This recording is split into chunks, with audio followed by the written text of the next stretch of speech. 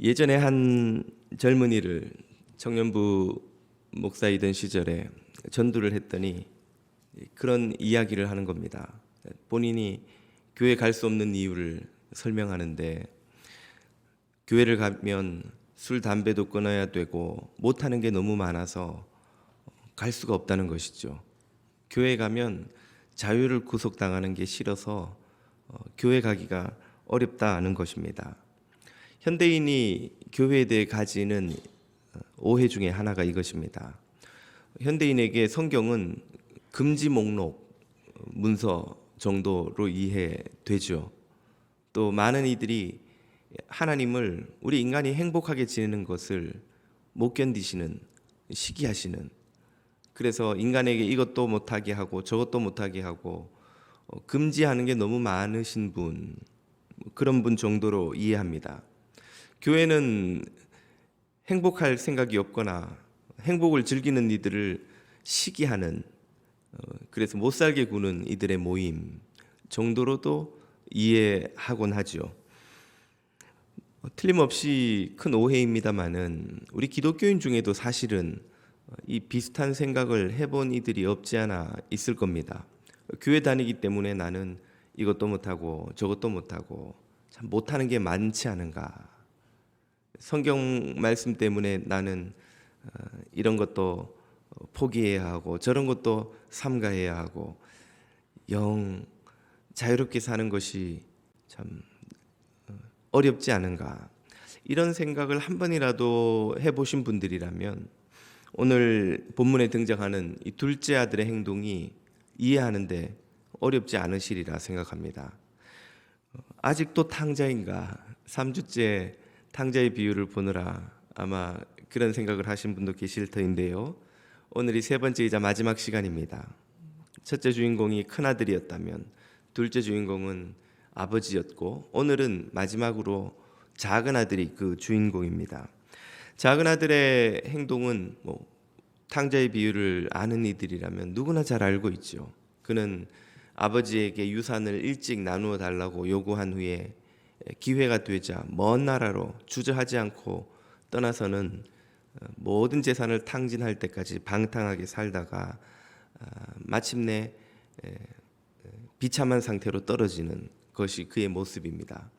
그는 아버지를 어떤 존재로 이해했던가? 그가 이해한 아버지는 한마디로 족쇄였죠. 그의 행동이 잘 보여주는 바, 아버지가 자신을 가두고 있었고 할 수만 있으면 그 족쇄로부터 벗어나고 싶었던 그는 기회가 오자 주저하지 않고 먼 나라로 떠나서 자유로운 삶을 살았던 것입니다. 그러나 그 자유의 결말은 우리가 읽었다시피 전혀 예상치 못한, 그 자신도 기대치 못했던 것이죠. 14절 이하를 보십시오. 그가 자신의 들고 간 재산을 다 없앤 후, 이 말은 사람이 행복을 가져다 주리라고 기대하는 자원이 금방 바닥난다는 걸 의미합니다.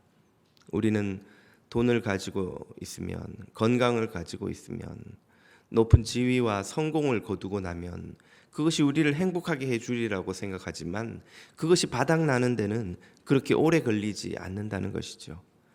금방 노화가 옵니다. 질병이 찾아옵니다. 모아둔 재산이 모래알처럼 손에서 숭숭 빠져나가 버리죠. 혹은 다른 고난이 오거나 예기치 않은 삶의 공허와 실망, 낙심이 찾아옵니다. 그 나라에 크게 흉년이 들어 인생의 흉년이 찾아오면 인생은 궁핍해지죠. 우리를 진정으로 행복하게 해주는, 삶의 의미와 가치를 찾게 해주는 자원이 자신에게 없다는 사실을 우리는 깨닫습니다.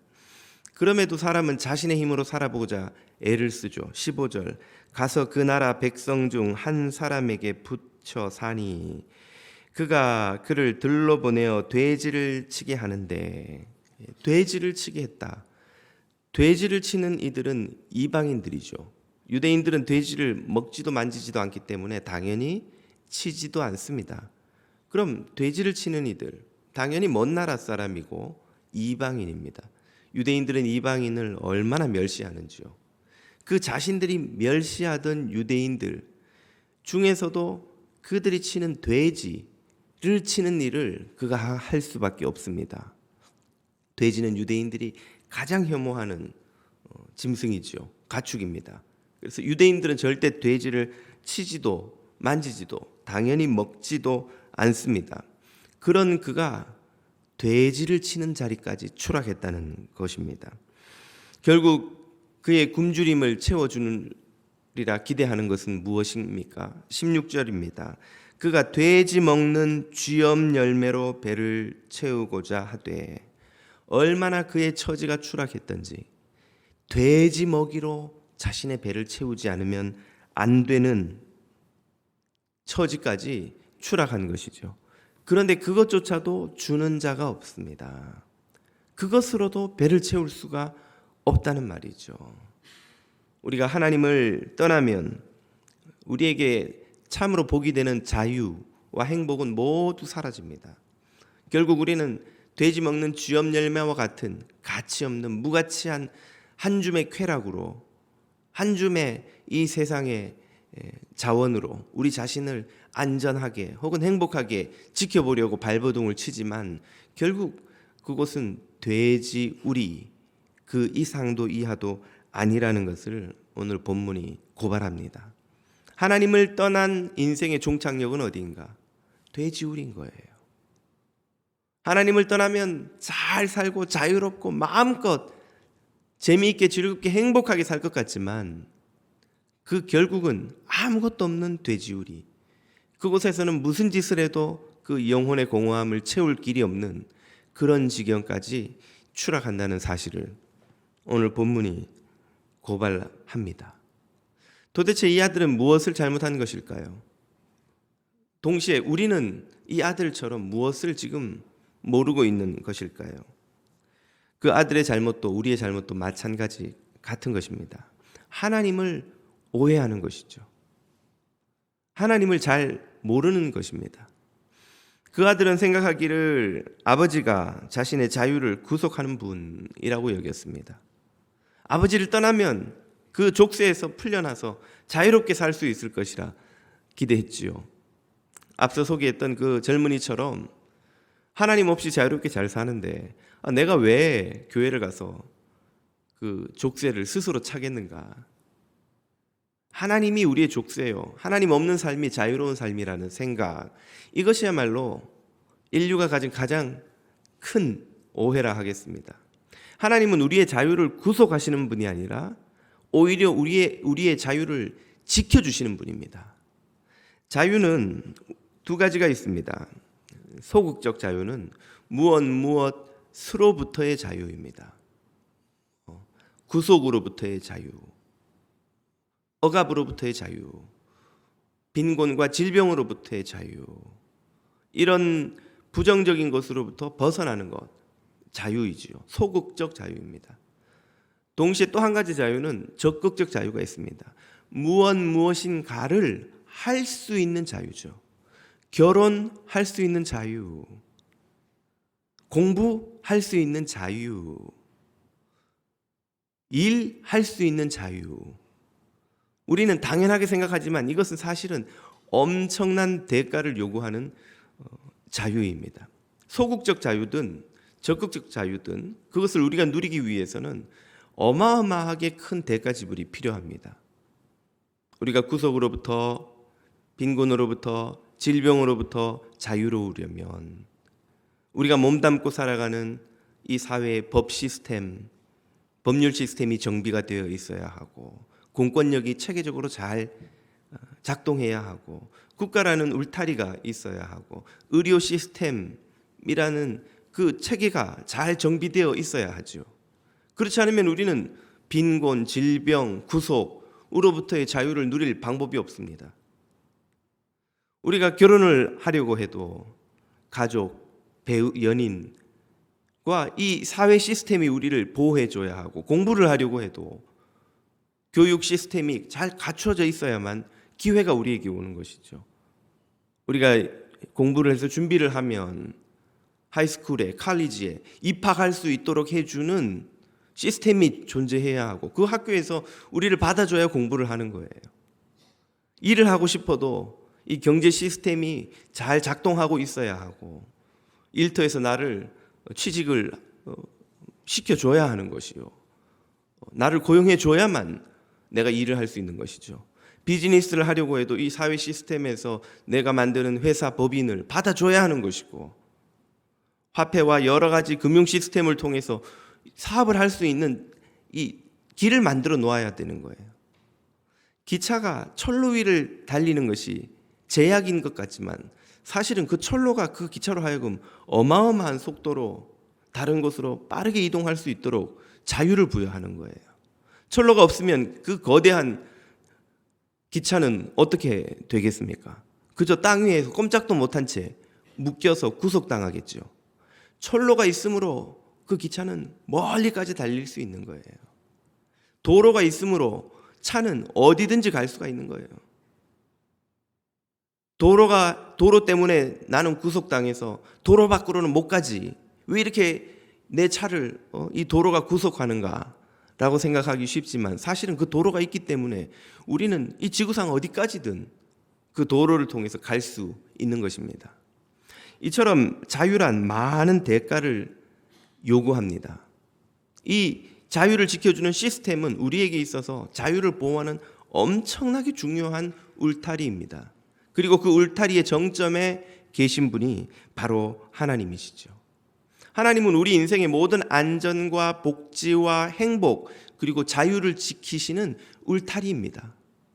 그분이 주신 말씀 한 구절 한 구절은 그 울타리를 지탱하는 기둥이지요. 그 말씀에 순종하는 것은 우리가 그 울타리 안에서 마음껏 자유를 누리게 하기 위해 치러야 하는 대가라 할 수 있습니다. 그러므로 하나님은 우리의 자유를 구속하시는 분이 아니라 오히려 자유를 지켜주시는 분이십니다. 그 하나님의 말씀에 순종하기 위해 우리가 치러야 하는 대가는 우리가 누리게 될 자유의 가치에 비하면 정말 사소한 것이죠. 왜 이 말씀을 지켜서 내 삶에 이런 제약을 주는가? 그 제약이 있기 때문에 우리가 그 어마어마한 자유를 누릴 수 있는 겁니다. 왜 이 기차는 철로 위를 달릴 수밖에 없는가? 왜 이 자동차는 도로 위를 달릴 수밖에 없는가? 그 철로가 있고 그 도로가 있기 때문에 그 기차와 자동차는 어마어마하게 먼 곳도 엄청나게 빠른 속도로 달려갈 수 있는 자유를 누리는 거예요. 철로가 없으면 아예 기차는 움직이지 못하듯 도로가 없으면 아예 자동차가 달릴 수가 없듯 오히려 그 철로와 도로가 자유를 지켜주는 울타리인 것이죠. 이 사실을 잘 보여주시는 말씀이 주님이 선악과를 주실 때 하셨던 바로 그 말씀입니다. 창세기 2장 16절은 이렇게 명하시죠. 여호와 하나님이 그 사람에게 명하여 이르시되 동산 각종 나무의 열매는 내가 마음대로 먹되 선악을 알게 하는 나무의 열매는 먹지 말라. 내가 먹는 날에는 반드시 죽으리라. 이 구절을 사람들은 자꾸만 17절에 이 부분에만 주목을 해요. 왜 선악과를 만들고 왜 선악과를 못 먹게 하냐고. 그래서 인간이 이런 죄를 짓고 이런 고생을 겪는 것 아니냐고. 그러나 16절을 간과하고 있다는 사실을 모릅니다. 다시 한번 16절로 돌아가 보십시오. 동산 각종 나무의 모든 열매는 네가 마음대로 먹되 마음대로 먹되. 이 동산에 나무가 몇 그루가 있었을까요? 뭐 그냥 말도 안 되는 작은 수지만 10,000그루라고 가정을 하십시다. 그보다는 훨씬 많겠죠. 그냥 우리가 여기 뉴저지에 나가서 몇십 분만 다녀도 뭐 10,000그루는 훨씬 넘겠죠. 하지만 아무튼 10,000그루만 있다고 가정을 하더라도 그가 마음껏 먹을 수 있었던 나무는 몇 그루의 나무의 열매입니까? 9,999그루의 열매는 마음껏 먹는 것이죠. 단 한 그루 선악과의 열매만 먹지 못합니다. 그가 치러야 되는 대가는 단 한 그루인 거예요. 그가 누리는 자유는 만구로인 겁니다. 이 선악과의 법을 지킴으로 그는 세상의 모든 열매를 마음껏 누릴 수 있는 자유를 허락받았습니다. 하나님이 우리에게 주시는 자유는 바로 이런 것이죠. 하나님은 정말 작은 대가를 치르고 어마어마한 복지를 누리도록 우리를 창조하고 부르셨습니다. 선악과는 이 어마어마한 자유를 누리기 위한 대가인 것이죠. 왜 철로가 우리를 이 기차를 제한하는가? 그 철로 때문에 어마어마한 자유를 기차는 누리는 거예요. 왜 도로로 달려야만 하는가? 그 도로 때문에 자동차는 어마어마한 여행을 마음껏 할 수가 있는 겁니다. 왜 하나님은 율법으로 이것도 금지하고 저것도 금지하시는가? 그 법을 지킴으로 우리는 이 땅에서 어마어마한 복지를 누리는 겁니다. 그 작은 대가 지불을 거부할 때 우리는 그 모든 수많은 나무의 열매를 마음껏 먹는 복지를, 자유를 잃어버리는 거예요. 그렇게 본다면 아담의 선택이 얼마나 어리석은 것입니까? 그는 선악과를 먹고 나머지 모든 에덴 동산의 복지를 잃어버렸어요. 그 어리석은 선택 때문에 에덴 동산에서 쫓겨나지 않습니까? 그는 이제 살기 위해서 땅을 개간해야 하고 그 땅은 엉겅퀴를 내어서 밥 한 끼 먹으려고 새벽부터 저녁까지 고생을 해도 손에 쥐는 게 별로 없는 그런 삶을 이제는 살 수밖에 없게 되었습니다. 오히려 어마어마한 자유와 복지를 그는 다 잃어버린 거예요. 생존을 위한 노동의 노예가 되어버린 겁니다. 죄악의 노예가 되어버린 거예요. 돼지우리로 추락한 것이죠. 그는 하나를 얻고 모두를 잃는 어리석은 선택을 하였습니다. 오늘 우리는 어떠합니까? 하나님은 우리의 자유를 구속하시는 분이 아니라 우리의 자유를 지켜주시는 분입니다. 말씀은 하나님이 주신 자유의 안전한 울타리인 거예요. 안전띠와 같은 겁니다. 번지 점프를 해보신 분 혹시 계시나요? 저도 해보지는 못했습니다만은 번지 점프를 하면 그 높은 곳에서 짜릿한 쾌감을 느끼며 자유낙하를 할 수 있죠. 그가 그런 스릴을 즐길 수 있게 지켜주는 게 뭡니까? 바로 저 다리에 묶인 안전띠입니다. 왜 이런 안전띠를 묶어서 나를 거추장스럽게 하는가? 띠 없이 뛰어내렸다간 목숨을 잃는 거예요. 그게 싫어서 뛰지 않으면 그런 스릴과 자유낙하의 즐거움은 누리지를 아예 못하는 것이죠. 운전할 때 교통법규가 여러분을 성가시게 할 때가 얼마나 많습니까? 빨리 가야 되는데 왜 제한 속도가 있고 골목마다 스탑이 있고 차선이 있어가지고 이 차선을 벗어나지도 못하고 여기서 빠져나가면 좋겠는데 다음 램프까지는 또 몇 마일을 가야 돼요. 시간이 없는데 말이죠. 그러면 라인도 없고 스탑 사인도 없고 법규도 없으면 더 빨리 가서 좋을 것 같지만 사실은 더 빨리 못 갑니다. 여러분 지금도 선교지 제3세계에 가면 도로에 차선 없는 데가 많아요. 그러면은 미국보다 더 빨리 달릴 것 같죠? 아니요. 절반의 속도도 못 냅니다. 왜요? 언제 어디서 차가 어떻게 끼어들지를 몰라요. 차선이 없으니까 모두 마음대로 운전하는 거예요. 각자 눈치를 보고 운전하는 거예요. 믿을 수가 없습니다. 여기는 직진 차선이니까 다른 차가 끼어들지 않으리라는 믿음이 없어요. 그래서 여러분이 미국에서 운전하실 때보다 절반의 속도도 내지 못합니다. 더 느린 거예요. 실제로 사고도 훨씬 많이 일어나죠. 사고가 나도 보장받지도 못합니다.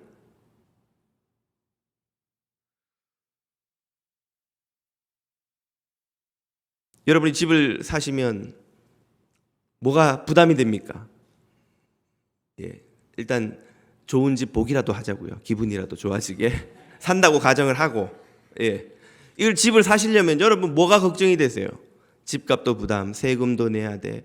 뭐 법규에 뭐 걸리는 건 왜 이렇게 많아? 뭐 온갖 게 다 여러분을 성가시게 하죠. 이자율은 또 왜 이렇게 높아? 아우 정말 정부는 왜 이렇게 나를 못 살게 굴고 은행은 왜 이렇게 나를 힘들게 하는가? 정부가 세금도 안 걷고 은행이 이자도 안 붙이고 그럼 집을 쉽게 살 텐데 생각하실 수도 있지만 그 정부의 세금이 없고 그 은행의 이자가 없으면 여러분이 살 저런 집도 이 세상에는 존재하지 않습니다. 여러분이 그 집을 살 수 있는 돈도 여러분의 손에 생기지 않습니다. 세금을 통해서 이 경제 시스템을 운용하고 있는 정부가 없으면, 이자를 붙여서 이 금융 시스템이 돌아가게 운영해주는 은행이 없으면 그 집을 지을 건축회사도 존재하지 못하는 거예요. 돈이라는 게 신뢰를 얻을 수 없기 때문에 아무도 서로를 믿지 못하고 돈을 빌려주거나 돈을 운용해서 집을 짓고 그것을 구매하고 거기에서 이익을 얻으면서 또 새로운 사업을 벌이는 그런 금융과 건축과 경제 운영 자체가 돌아가지 않는 거예요. 그때 우리에게 남는 자유는 모두가 함께 굶어 죽을 자유밖에 없습니다. 우리를 성가시게 하고 구속하는 것처럼 보이는 이 모든 시스템이 사실은 우리의 자유와 복지를 지켜주는 울타리라는 것을 깨달아야 합니다. 하나님이 우리를 구속하고 있어요 라고 하는 이들은 안전한 땅에서 그 울타리를 넘어 저 위험한 곳으로 못 달려나가서 안달이 난 어리석은 사람들이죠. 순종은 한 그루의 선악과를 버리고 하나님이 주신 만 그루의 에덴의 복지를 누리는 지혜의 선택입니다. 순종은 결코 구속이 아니요, 하나님의 말씀을 듣고 순종하는 것은 오히려 진정한 자유의 길입니다. 그래서 성 어거스틴은 고백록에서 이렇게 씁니다. 하나님을 사랑하라. 그리고 내 마음대로 하라.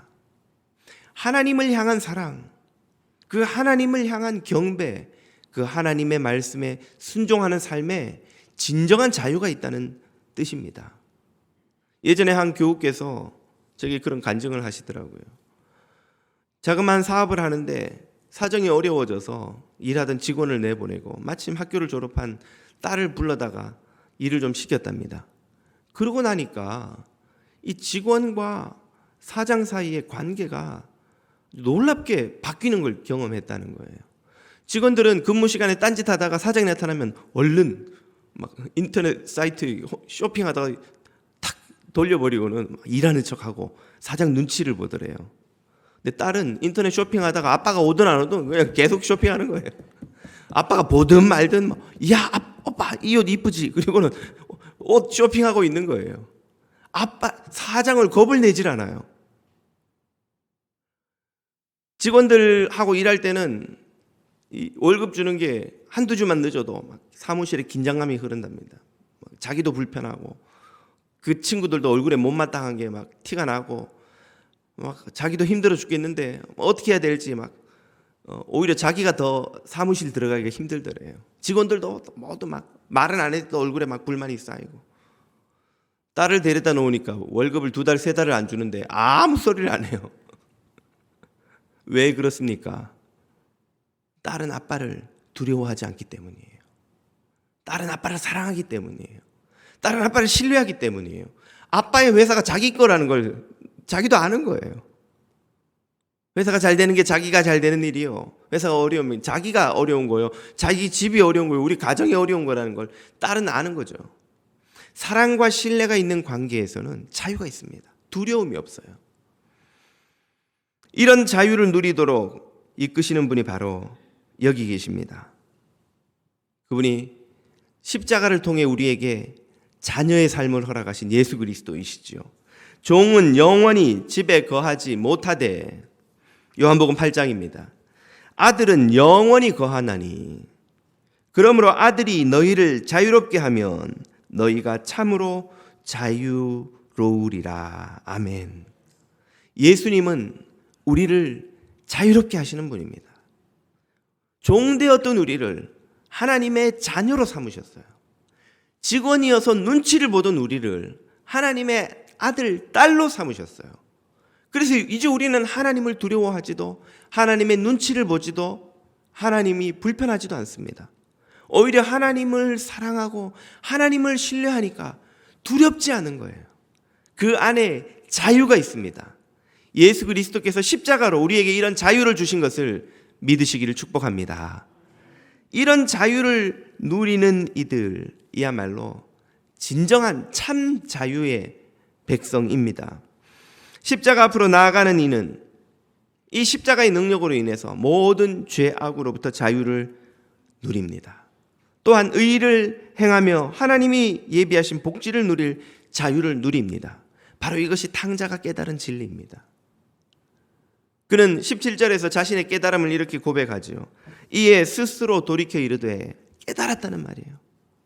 누가 옆에서 말해주지 않았는데도 본인이 깨달아버린 거예요. 아, 내 아버지에게는 양식이 풍족한 품꾼이 얼마나 많은가. 우리 아버지 집에는 종놈들조차도 배부르게 먹고 부족함 없이 사는데 나는 아버지의 자녀가 이 먼 땅에 와서 이렇게 굶주려 죽는구나. 참된 자유와 복지와 생명이 아버지에게 있다는 사실을 그는 그제서야 깨달았습니다. 그리고 돌아갈 결심을 하죠. 내가 일어나 아버지에게 가서 이르기를 아버지, 내가 하늘과 아버지께 죄를 지었사오니 지금부터는 아버지의 아들이라 일컬음을 감당하지 못하겠나이다. 나를 품꾼의 하나로 보소서 하리라 하고 이에 일어나서 아버지께로 돌아가니라. 아멘. 깨닫고 아버지의 은혜를 의지하기로 돌아가기로 결심하는 그를 아버지는 형용할 수 없는 사랑과 긍휼로 영접하여 주십니다. 아버지의 집에서 참 자유와 생명을 누리는 자는 얼마나 복된지요. 아버지의 집에 참 자유와 생명이 있음을 깨닫고 그 아버지 집에 기꺼이 거하는 자는 얼마나 복된 천국의 백성인지요. 오늘 여러분은 어디에 계십니까? 혹시 돼지우리 같은 곳에서 쥐엄 열매로 배를 채우려고 발버둥을 치며 줄이고 계시지는 않는지요? 아버지의 집 천국 잔치에서 배불리 먹고 계십니까? 여러분의 천국 잔치에 여러분의 테이블이 비어 있지 않기를 우리 주님의 이름으로 축복합니다. 기도드리겠습니다.